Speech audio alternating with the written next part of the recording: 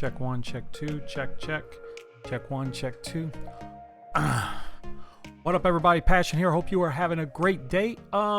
We have just finished WandaVision. The finale was Friday. That is the big Marvel news over the weekend. A lot of fans are in discussions. And today on my little Marvel Monday, I'm going to kind of rehash the finale a little bit. Talk about the whole series and just some general points. And it's funny because I've seen a debate kind of going on between the Marvel fans, the people within the community. Some people didn't like the finale. Some people loved it. And I think the overall story and tone of this show is about a woman getting through her grief. And that is it. No big hypes, no special cameos or introduction of bigger characters. I think this was a simple story that happened right after Endgame. And you could probably take this series and say it is the origin story of the Scarlet Witch. We already had Wanda Maximoff, but we didn't have the true character of her. And I think that's what this is. And I think a lot of people are going to appreciate this series once they see Doctor Strange 2. And I think it's going to be kind of like the way Endgame made Ultron, the Age of Ultron, better. Infinity War and those movies made some of the previous movies better. And that's what's great about Marvel. They can take a movie, a series, and they keep building on it. And next thing you know, when you go back and watch it, it's 10 times better because they've expanded their universe and really did some great character building, and they're not rushing it. So what is good about the Disney Plus series is that they're going to be able to take time and fill in the gaps between the big movies. And I think what they're going to do is they're going to save the big hype moments for the movies, but they're going to use Disney Plus. They're going to use Falcon and Winter Soldier, Loki. They're going to use some of these characters in between the big movies, bridging these stories all together. Because the comic books, they had a way where, let's say, there was a big epic battle with the Avengers. And then after, let's say, that battle, everybody would break up, and then everybody would kind of go back to their normal storyline. You know, the Captain America comic books versus the Iron Man comic books. And then there was moments where Captain America would run back into Spider-Man, and they would deal with a certain villain for a certain while. And then Spider-Man would run into the Fantastic Four, and they would do stuff, or Wolverine.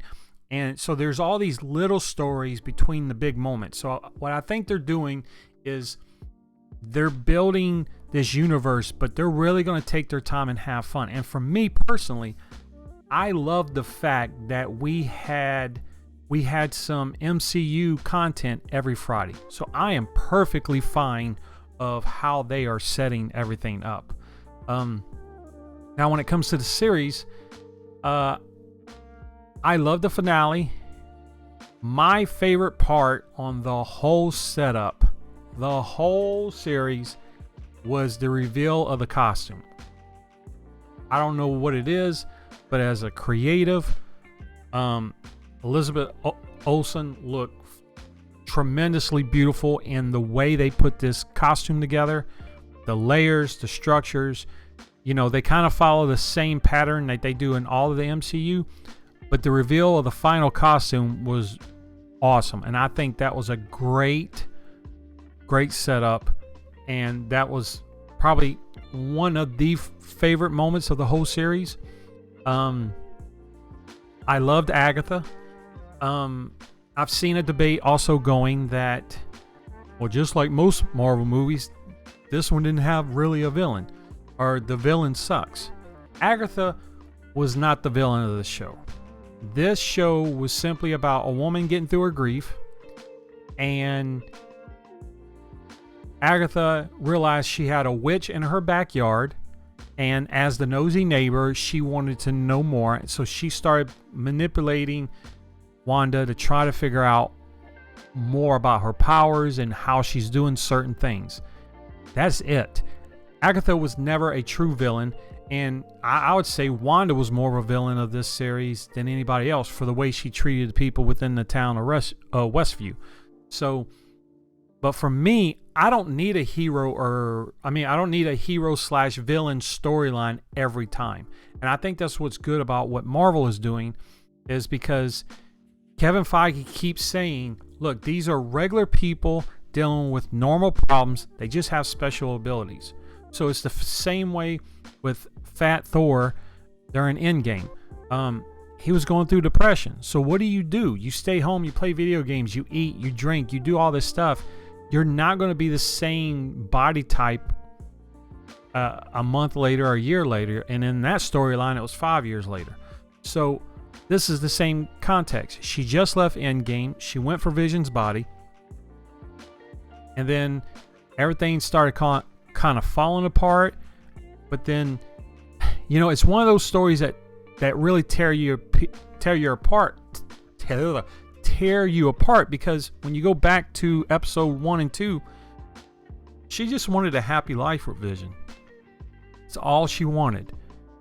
And in the center of all the chaos, that's just where her heart lied. And she crossed some lines with the townspeople and the way she handled it. But in the middle of her grief, she had tunnel vision, and that's all that was there. But you take that, Vision kind of fighting against the system, and then you introduce the kids, and now the chaos magic is starting to get out of hand, and Wanda can't keep up, and you just see everything she built fall apart. I like the introduction of the White Vision. I really like... It's funny because the two Visions, they go at each other, right? And then they have this final discussion in a library. So you got the two greatest minds from you could say almost like a how could you say it? A philosophy standpoint AI. They have zero emotion, so they're working on just pure data and analysis. So it's kind of like Shakespearean a little bit, but not really. So them two having a discussion about the boat in the library, to me, was phenomenal. If you have a broken boat and you replace the boards on the boat, is it still the original boat? Well, most people will say, well, no, because you've changed half of it. But if you took those boards and refurbished them, are they still part of the same boat? Well, yes. So there's always this discussion of the truth of reality, or of what's truly authentic. So for me, I didn't have a problem with the Vision discussion. You take that. I think also this series is giving you a small origin story of what's happening with Monica Rambeau. I think once we see her in Captain Marvel 2/Evasion, probably, we're going to see more of her story. But you'll be able to come back to this and rewatch it and go like, oh, I never noticed that. And I think that's what's good about this series, is they're setting up a lot here, but they're doing it very subtle. And I know a lot of people got hyped up for X-Men and maybe Fantastic Four and whatnot, but I think any big cameos would have overshadowed the storyline. This was a solid storyline from start to finish, and I think if you would have done an X-Men reveal, everybody would be like, oh yeah, that's when they introduced the X-Men. No, this series is about her becoming the Scarlet Witch. I like Jimmy Woo there and Darcy. I love those characters in the show. I know some people were kind of not maybe happy with the Quicksilver character, and this is part of my argument. I don't think it matters. If that actor would have never shown up in the Fox X-Men movies, nobody would have cared. But I think for most Marvel fans, we were thinking we were going to see more X-Men characters, and we didn't. You know, that's just us getting hyped up because we get so pumped up about these shows. It's just like we want more. And Marvel's like, be patient. We got a lot coming to you. So you take that in consideration. And, you know, I don't know why they didn't cast the original actor. Maybe he couldn't come. Maybe it was a COVID thing. You don't know. But I think they just had fun because they got the other Quicksilver and they got people talking. So for him not having a major role, I was fine with it because, again, it keeps the story that they started with Wanda and her grief, and no more, no less. So you put that in the context. I would say the hardest part of this series is knowing that if you could go and, especially if you're dealing with grief and loss, the fact that Wanda was able to tuck her kids back into bed, and that she could actually say goodbye to Vision was kind of a somewhat of a closure. She knew what she started, and I love the dynamics of their relationship. Paul Bettany has done a great job with Vision, keeping him very authentically. You know, he's a robot, but he's a robot that's always understanding. So he's not mixing feelings or anything else, but he's really trying to understand what's going on. And I think he's done a great job from Jarvis up until now. And you take these moments where you're believing Vision is becoming more human than he is. And I'm just loving this whole series because you saw bits and pieces in Civil War. You saw it in Infinity War and Endgame. And, you know, if she would have just showed up with in Doctor Strange 2 with all these superpowers because she became the Scarlet Witch, dealing with her grief, you know that in most movies they would have made that scene 1 or 2 lines and, oh, I've been studying dark magic ever since I've been dealing with my grief, or someone would have said it and acknowledged it. But here we got what? A 6-hour movie of Wanda, of her becoming the Scarlet Witch, so it's making these characters even better.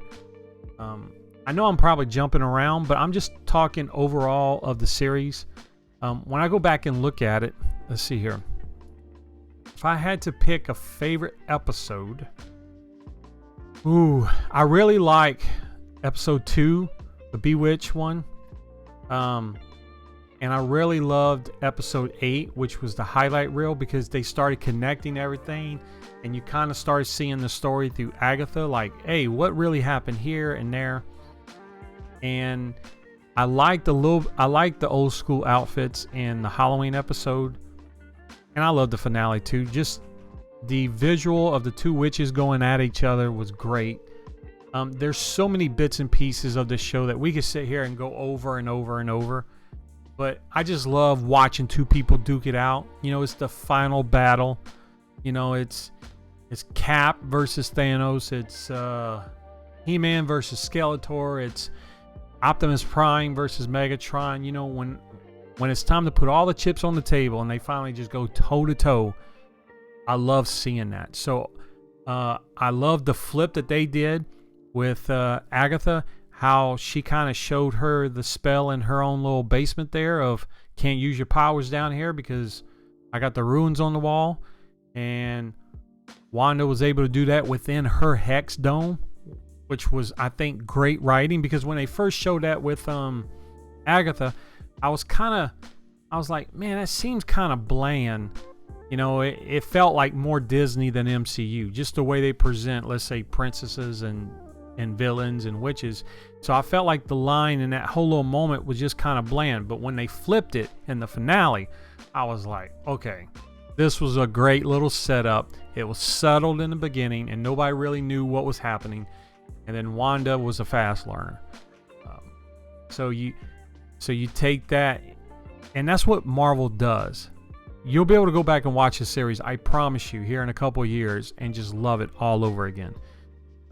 So I love that part of the battle.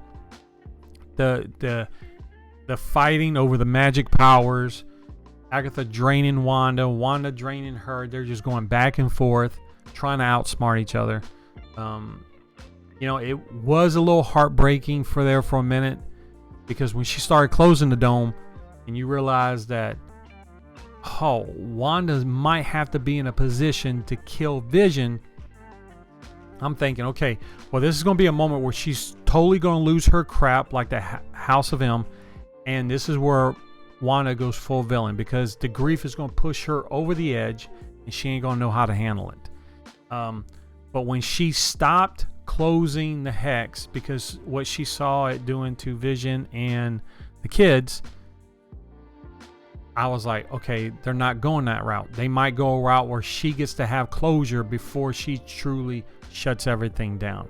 And to even watch Vision come back and talk to her after she becomes a Scarlet Witch, and he's like, you're going to fix this. And she's like, I will. And to see the interaction with the town people. And I think overall, great series. I loved all the different genres of shows. It was a nice change up. Marvel did a great job of setting everything up. I love the characters of Wanda and Vision. They really made them a couple that you would care about. Not sure how they're going to end up. And I'm hoping by the end of Doctor Strange 2, there's going to be some closure with Vision, because we don't know what they did with White Vision. We know that there was a little merging going on right there. The White Vision is now updated, but I think he probably took off trying to reevaluate everything. He was like a brand new computer, but he had some of the old programs in him. So I'm not sure what kind of a part he's going to play in, but obviously he's going to show back up in Doctor Strange 2, because they're just not going to leave Wanda hanging. I love that they left Agatha hanging.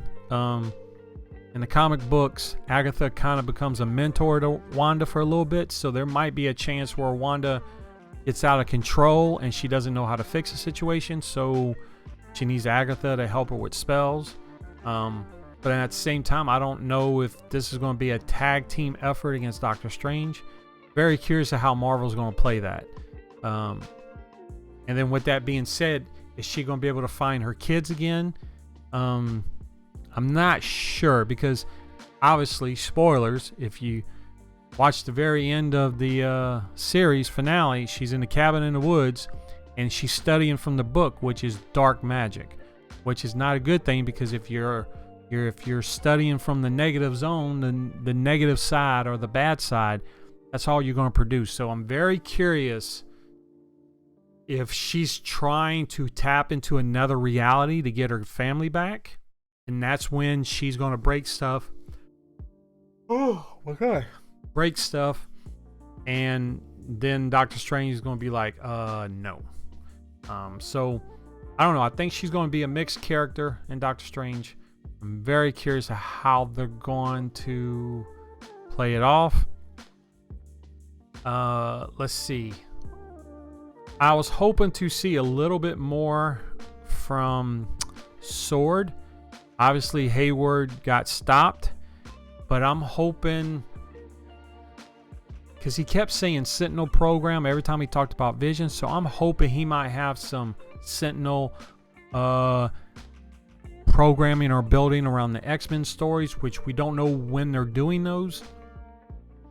And with the concept of the X-Men, I'm not quite sure